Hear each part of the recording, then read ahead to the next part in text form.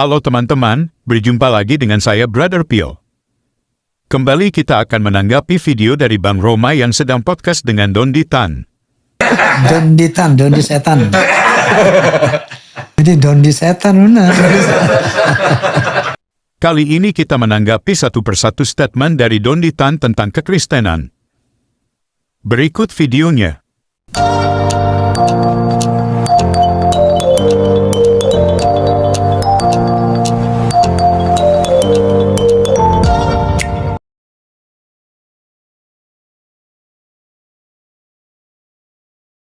Barusan Dondi Tan katakan bahwa Injil yang dimaksud Quran bukanlah Injil yang dimiliki oleh orang Kristen sekarang, melainkan Injil yang diturunkan kepada Nabi Isa dan bukan dalam bentuk buku.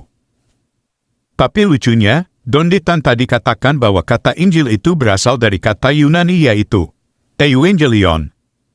Jika Dondi Tan dan semua Muslim menolak Matius, Markus, Lukas dan Yohanes yang ditulis dalam bahasa Yunani, lalu mengapa kata Evangelion digunakan oleh Quran sebagai serapan kata Injil? Bagaimana mungkin isi kitabnya ditolak tapi nama kitabnya dipakai?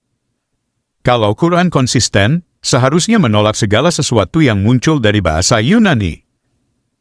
Faktanya kata Injil dalam Quran diserap dari kata Yunani. Pertanyaan kita adalah, apa isi dari kitab yang namanya Evangelion yang artinya kabar baik? Kenapa Quran menyerap dari kitab Yunani untuk nama kitab Nabi Isa? Apa Isa memiliki kitab dalam bahasa Yunani?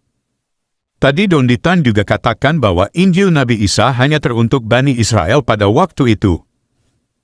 Lalu pertanyaannya adalah, kenapa sampai abad ke-7 Allah dalam Quran masih menyebutkan Injil yang ada pada orang Nasrani pada waktu itu?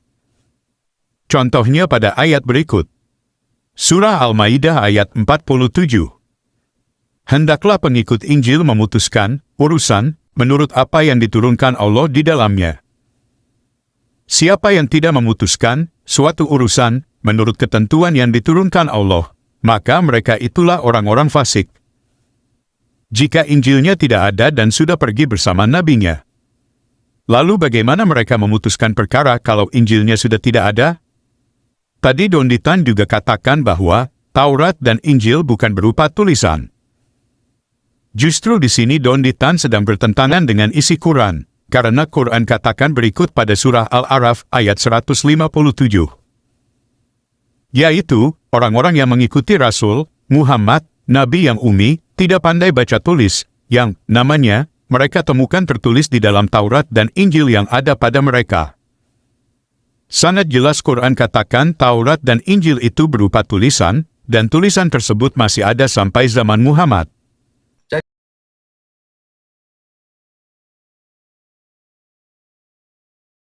Barusan Dondi Tan menyarankan orang Muslim tidak boleh menyebut kitab suci orang Kristen sebagai Alkitab. Dengan alasan, dalam Quran, Al-Quran juga disebut Alkitab. Oleh karena itu, dia menyarankan Muslim untuk menyebut kitab suci Kristen sebagai Bible. Untuk kedua kalinya Dondi Tan menolak Al-Quran. Karena dalam Quran Taurat dan Injil juga disebut Alkitab. Seperti pada surah 2 ayat 53.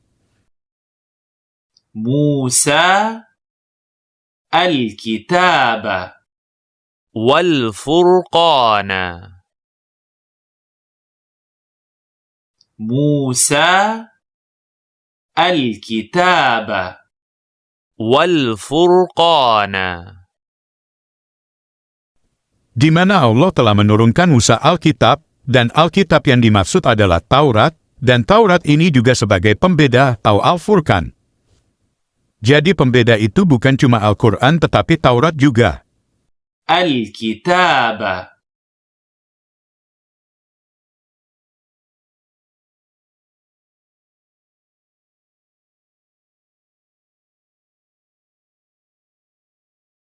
Dan pada ayat berikut, Injil juga disebut Alkitab. Seperti yang tertulis dalam surah 2 ayat 30.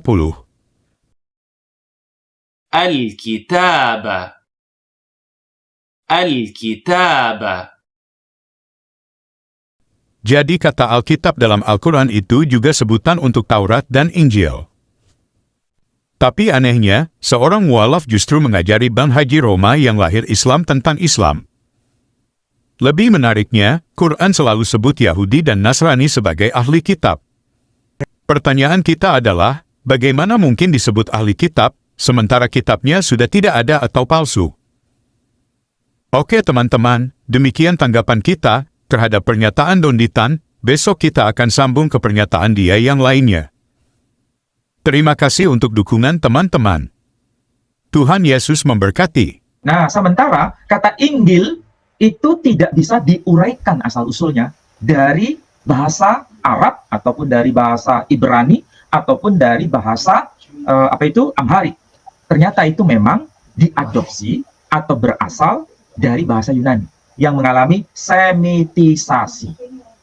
Memang istilah Injil itu bukan asli bahasa Suryani, bukan asli bahasa Ibrani, dan bukan asli bahasa Amhari, tapi lebih dekat ada kaitan dengan bahasa Yunani atau Greek word yang disebut Evangelion. Yesus atau Isa di dalam Bible ini, kalau doa sujud, mukanya sampai ke tanah. Secara umat beragama apa yang doanya sujud? Buddha. Secara umat beragama apa yang doanya sujud? Hindu. Secara umat beragama apa yang doanya sujud? Kristen Ortodoks. Sujud tapi kan bukan berarti sholat dong.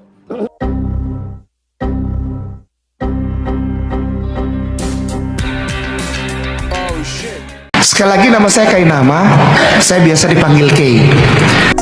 Yo, yo, yo, bro, pill in the house. Yo, yo, yo, bro, pill in the house. Sekali lagi nama saya biasa dipanggil K. Saya adalah mantan pendeta. Saya lulusan STT Jakarta. Saya juga pernah sekolah S2 di Belanda. Tidak hanya itu, saya lanjutkan sekolah PhD di Israel. Tapi the same you are bohong. Dia adalah seorang pendeta sebelumnya yang menjadi mu'alaf dengan nama pendeta yaitu Agustinus Christoffel Kainama. Ya. Kemudian ketika beliau berganti agama menjadi Islam, menjadi seorang mu'alaf, beliau mengganti namanya menjadi Ahmad Kainama. Beliau adalah seorang pendeta yang berpendidikan tinggi, yang bersekolah di S1 di Sekolah Tinggi Teologi Jakarta. Kemudian beliau melanjutkan S2-nya di Leiden University Belanda. Kemudian tak sampai di situ, beliau terus meneruskan pendidikannya di S3 di Tanakh Biblical Studies Haifa Israel dengan mengambil bidang minat Holy Scriptical Biblical. Sekali lagi nama saya biasa dipanggil K. Saya adalah mantan pendeta. Saya lulusan STT Jakarta. Saya juga pernah sekolah S2 di Belanda. Tidak hanya itu, saya lanjutkan sekolah PhD di Israel. Tapi the same you are bohong. Tapi the same you are bohong. Ha ha ha.